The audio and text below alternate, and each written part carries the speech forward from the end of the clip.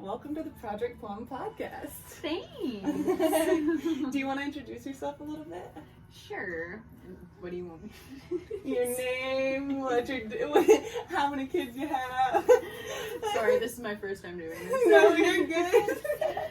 My name's Jennifer, and I have one child, a little boy, 18 months old. I'm a photographer and a birth doula in training. Oh, nice.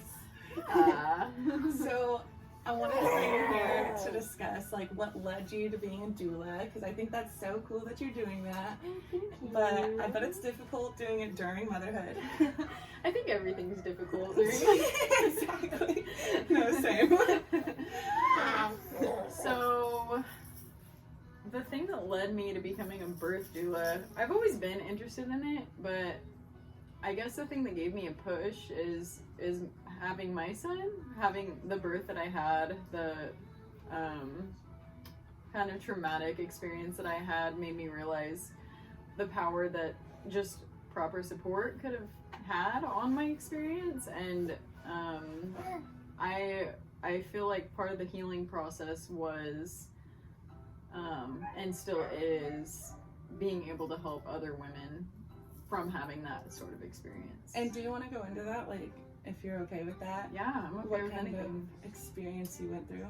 Yeah, so I planned a natural birth, and it basically just went super badly.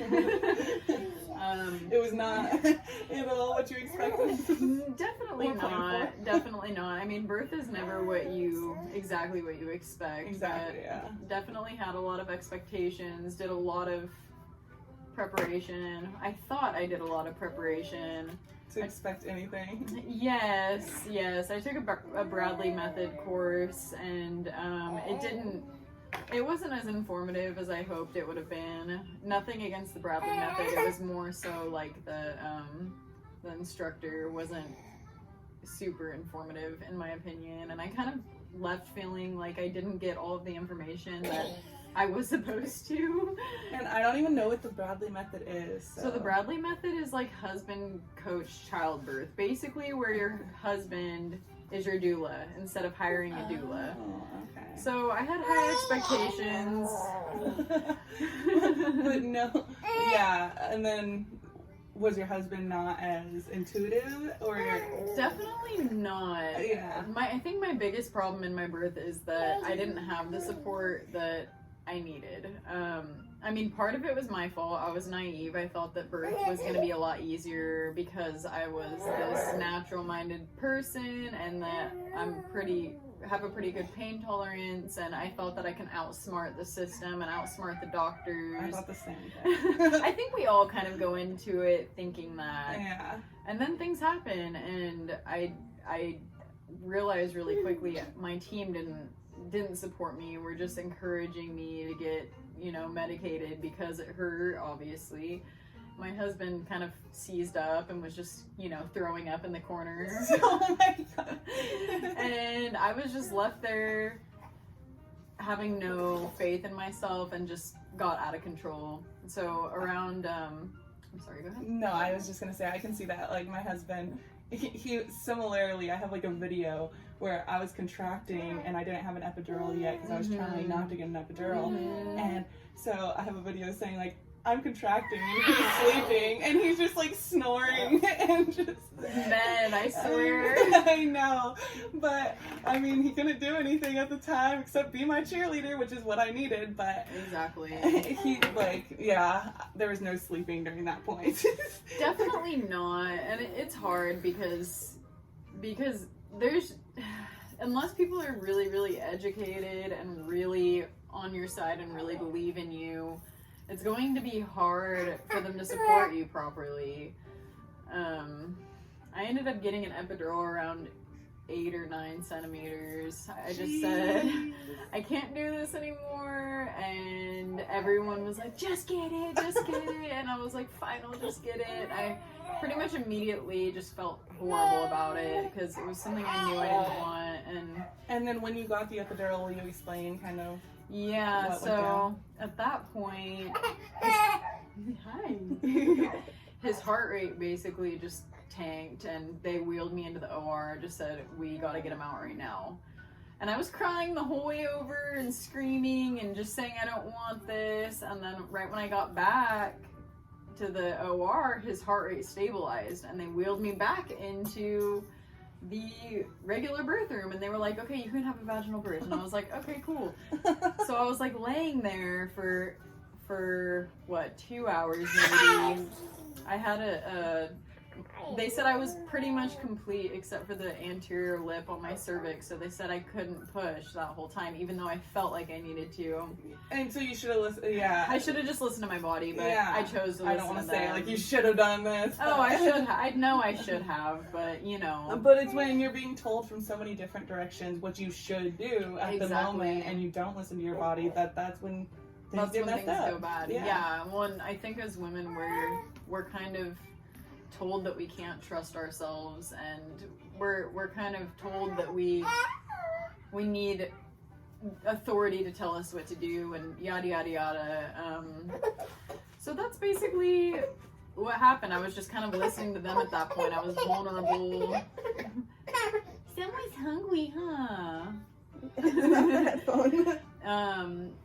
And yeah, and then eventually the nurse was like, well, I know you don't want this, but I really think if you get Pitocin, the baby will just come right out. Because they could feel his head. They said he was right there. I could feel that he was right there. And I was like, you know what, fine, I'm sick of this. And so they gave me the lowest dose they could, a 2, and his heart rate tanked again. And all of the nurses and doctors came rushing in. And it's crazy because at the time I thought this was a unique story, but the more I hear women's stories, the more I realize this is just what happens. Yeah. And the nurses were just kind of screaming like 1 minute, 2 minutes, 3 minutes, 4 minutes that he's been basically without oxygen. Oh my God. Yeah, just having that little probe on my belly, like we can't get it, and then the doctor was just like, okay, push, and they were like, not like that, not like that. And there was seriously 100 people in the room. My dad was in there, my mom was in there, my mother-in-law, my best friend. It was just like chaotic, and they were like, no, you can't, like, we're just gonna have to bring you back to the OR again. So once again, they're pushing me. And if that's not traumatic enough, like, that's already sending you probably into a panic. Oh yeah, I was like screaming, and they were basically just like trying to find his heartbeat. They couldn't find it, and I was thinking in my head, like, is this baby alive? Like, of course, you know. And they were like, you're gonna need to stop screaming, like, and I was just like, I can't. God. And they were like pinching my stomach to test like if they could feel anything. Oh yeah, missed the part where they said, okay, we're just gonna have to knock you out then. We're just gonna have to put you to sleep. And no choice or yeah, autonomy at all. I was like, can we not do that? Like, I really want to be awake for his birth. Like, the whole time, I mean, in the back of my head, I'm like, wow, this is like so far from what I thought it was gonna be.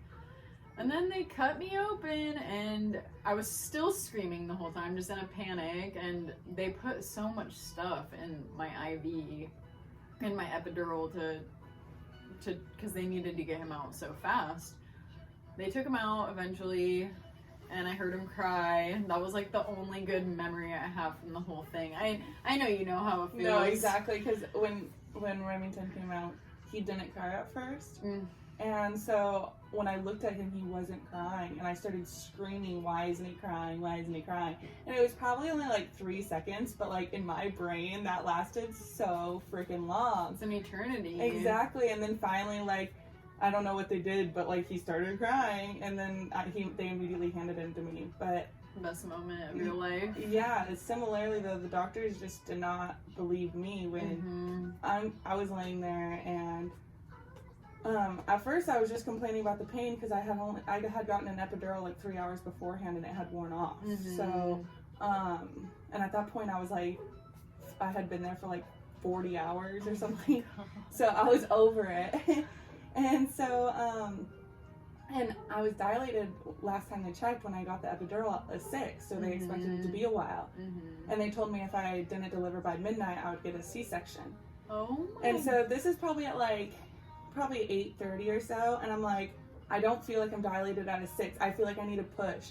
and they were doing a shift change, and they were like, we just checked you. You were still at a 6 like 30 minutes ago. You're fine. And I was like, I don't feel like I'm at a 6. Yes. Like, you need to check me. And so it was a new nurse, and she was just like very monotone, very straight face, and she's like, you're fine. And I'm like, I'm not fine. And I start like screaming in pain, and she was like, the lady next to you doesn't even have an epidural, and she's not yelling as loud. Are you kidding me? I was so angry. And then she checks me, and I was at a 9.5.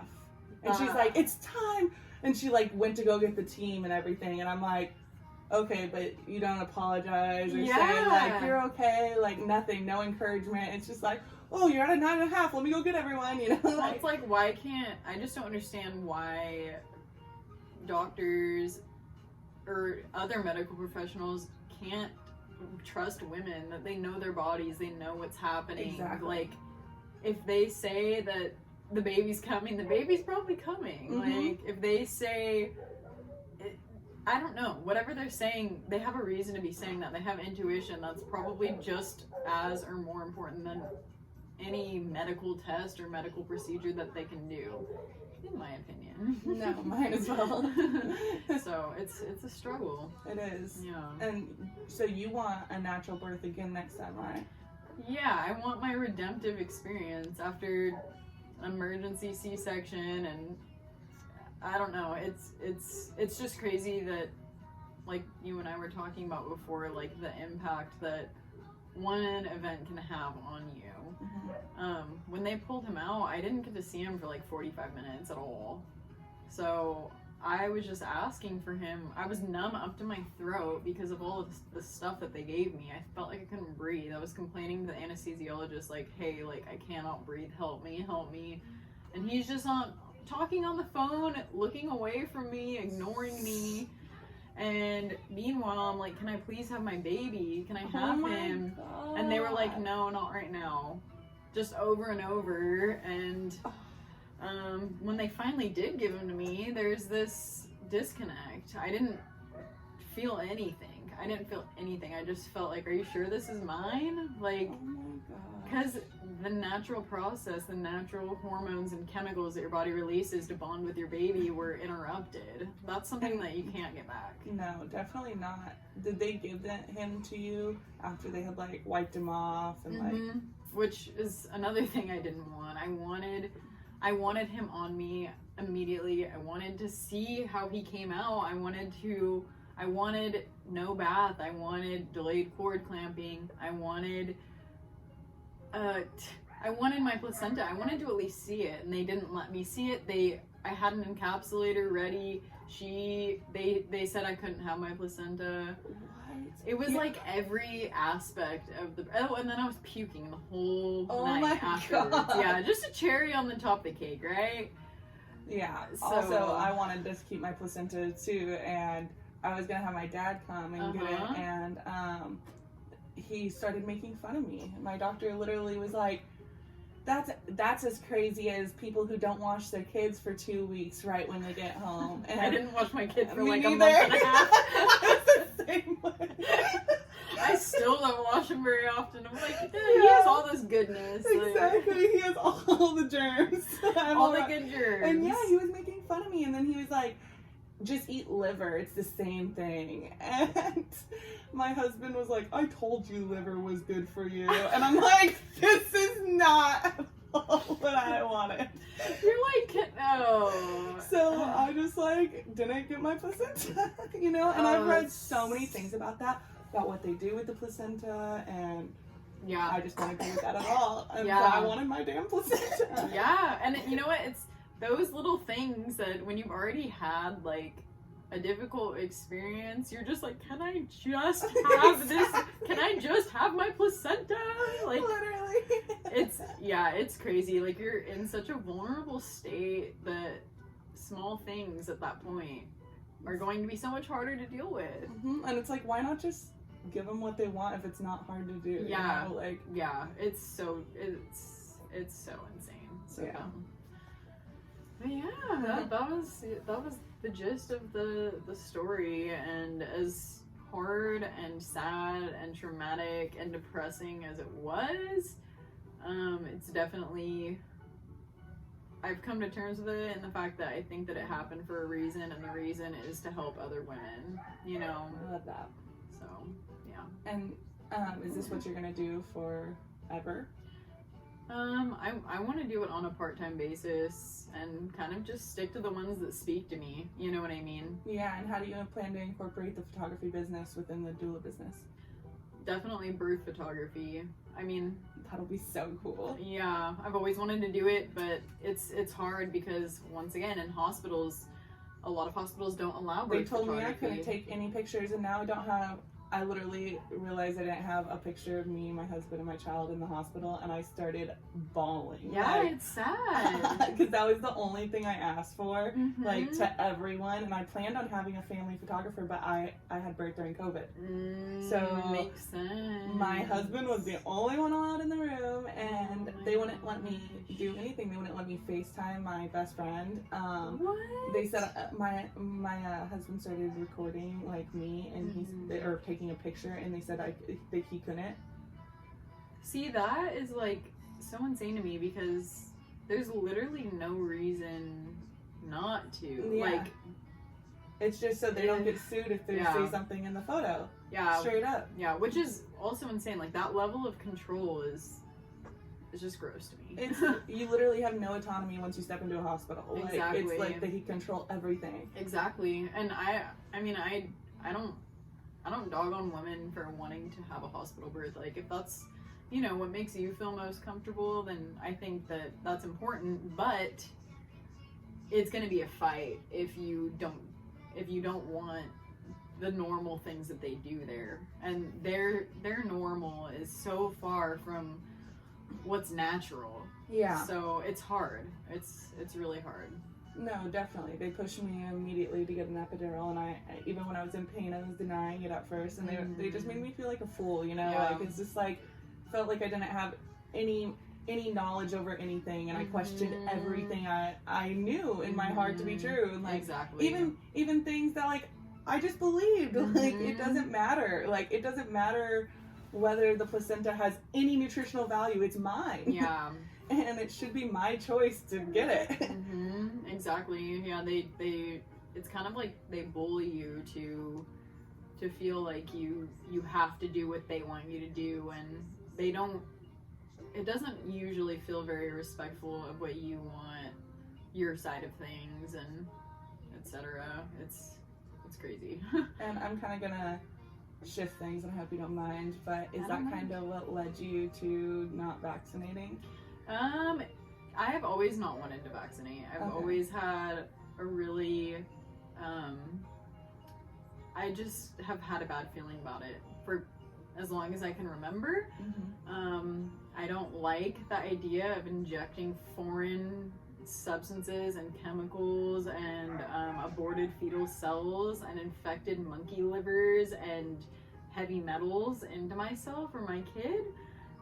That was definitely another thing that I felt bullied into in the hospital. And I did give him his 2-month vaccines because I felt like I was gonna kill him if I didn't, the way they were talking to me. I just thought it was my only choice. But immediately after that, and I split them because I thought that might be better somehow. I've done the same thing. I split them up until he's 6 months, and now he doesn't go in for 4 more months, and I'm like, you don't know what you're gonna do. I know. It's on the CDC website. Like, I think that should be apparent to acknowledge that it's literally right there on the government website what is in the vaccination. So yes, and the problem is that doctors don't give people the manufacturer information. They give people their own pamphlets on how they're so safe and effective. Yet, if you go on VAERS, you know what VAERS is? Yes, slightly. So remind me, because I have read about it. So it's basically a government website that you can go onto and put in any vaccine injury reports or vaccine death reports. And the government compensates you for these injuries and deaths, not the manufacturer companies, because they're completely protected. They're not liable for any deaths or injuries, which is insane. And I also read that, which is partly what made me question everything, is that when I was looking into SIDS, any deaths related right after vaccination is noted as SIDS. And I thought like that was so interesting because SIDS is the #1 leading death cause to children. Exactly. I'm like, oh, that's kind of weird. Exactly. And if you go on VAERS, you can look through hundreds and hundreds of pages of all of these deaths that happened within 72 hours of vaccines, and they're just all labeled SIDS.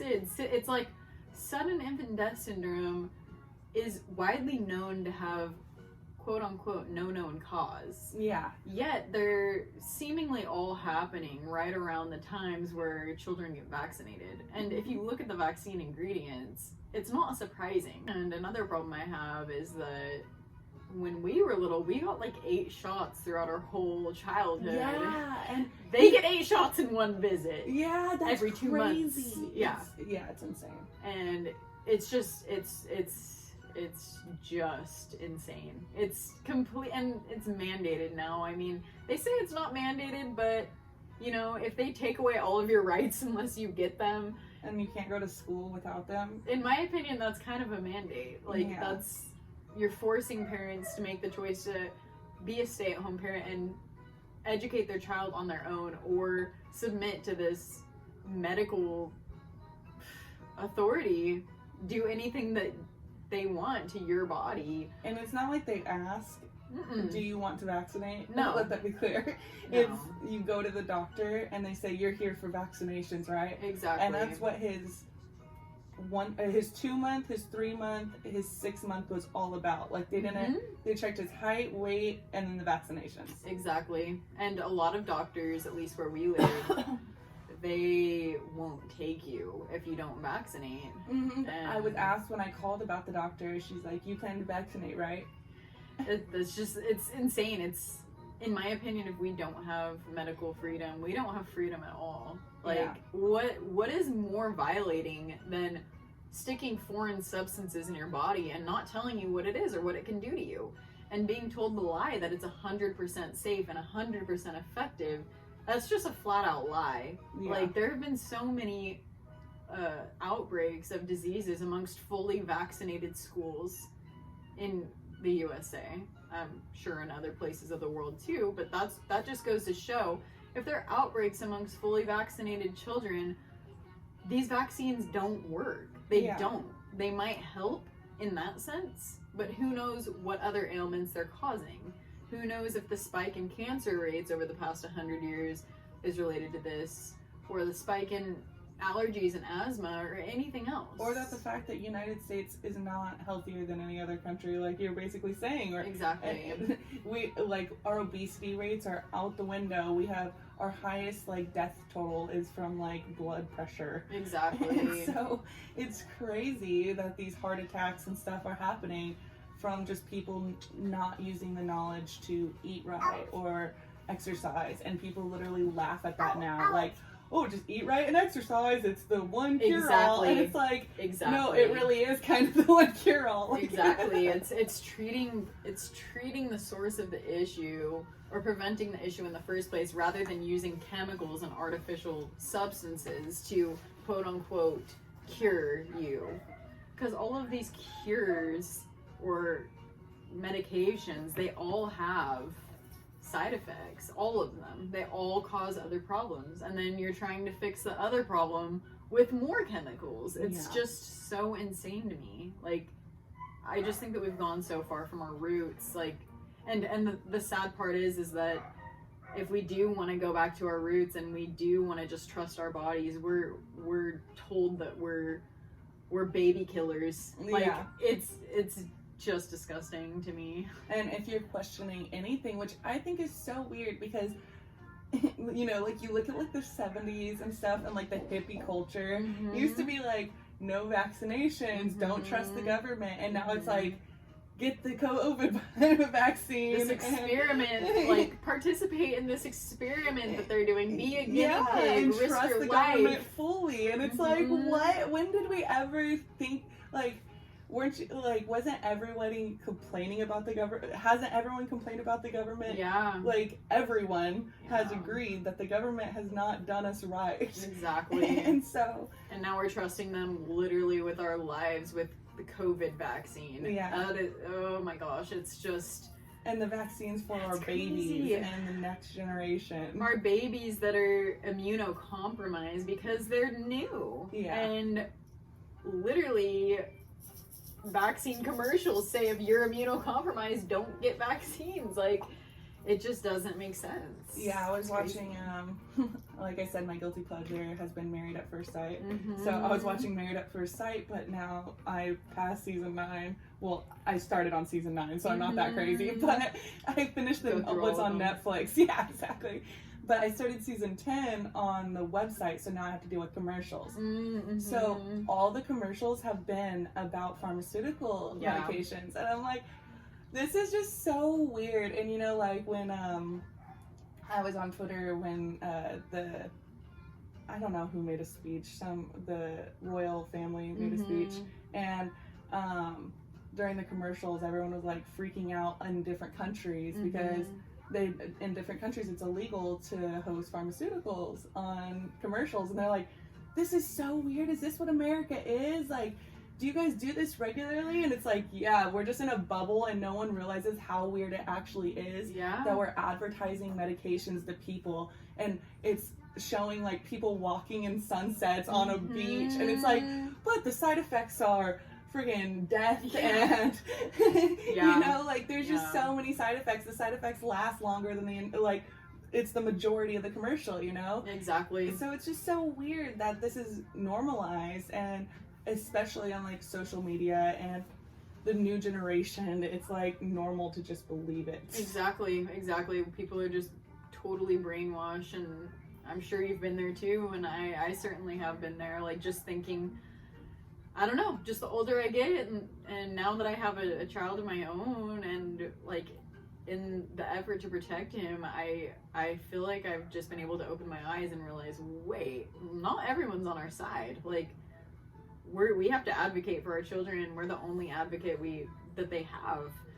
And we have to look into all these things. We have to do our own research, and unfortunately it's hard to even find true research, because if anything is against the pharmaceutical companies, they're not going to be found on the first page of Google. Yeah, and you can find whatever you're looking for, you know? Exactly. Like, there's so many billions of dollars being invested in this, trillions of dollars being invested in this, that it's crazy.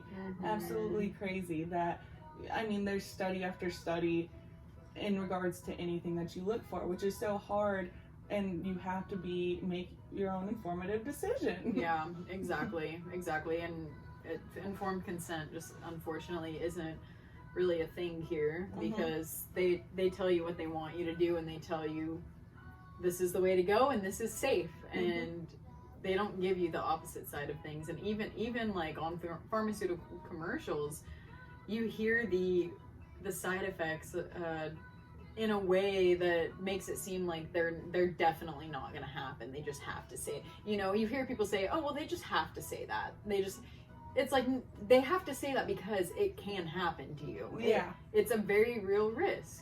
Like, and they're saying that so they don't get sued for all the people it does happen to, and the family wants compensation for it happening to them. Exactly. It's crazy. Yeah, and it's also the reason why so many, it shouldn't be weird to question the medical system when there's so many like commercials even related to like things that happen to people that they can call and get compensation for, you know? Oh my gosh, I talk about that all the time. I'm like, okay, this COVID vaccine is going to be on the commercial in 5 years. If you or your loved one had the COVID vaccine and died or are paralyzed and have lifelong blah, blah, blah, you may be entitled to compensation. It's perfect. I can see it now. It's going to happen.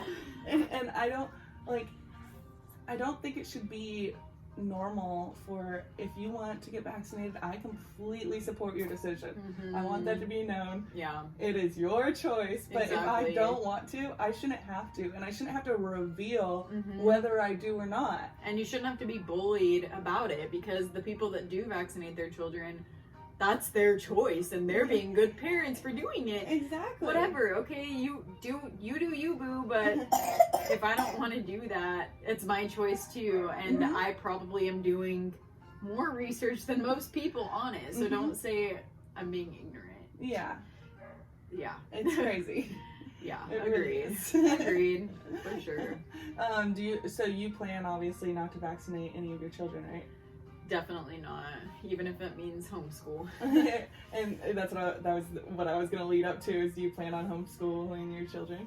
I mean, I hope that by the time that my kids go to school, there will be a way to let them have a normal school experience, but I'm not going to put this is just my personal belief, I'm not going to put their health at risk to avoid homeschooling. Well, I think especially with how public schools are nowadays, like the kids that are going back now, some of them are just going back a few days, and then like some of them are completely virtual, and then like you have the people that are going in person with huge blocks in between each desk. Like my sister-in-law, she's a substitute, but she's basically the teacher. She was like the teacher went away because she had a baby, and so she stepped in, and yeah, she just said it's so weird that like in normal schools it's like blocked off with plexiglass from each desk, and they want them like 6 feet apart. And yeah, and she went to private school to teach at private school because of it, which is less pay, less benefits, less everything.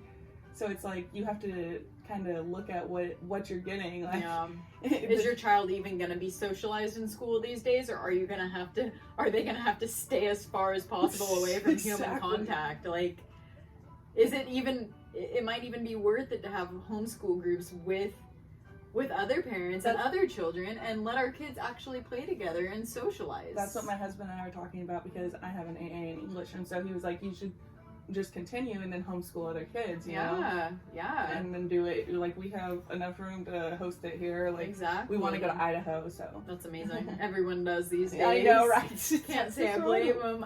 Yeah, there's 2 hot spots right there. Joe Rogan's now, like, turning all of Texas into, like, a new LA, I guess. Yes, yeah. I'm like, dude, I mean, you have a lot more freedom. That's what it comes down to. And that's scary, because like, if you only have 2 or 3 spots to go, like, to get your freedom, who knows what's gonna happen next. Exactly. Yeah, it is. It's scary. But yeah, is there anything else you wanted to talk about?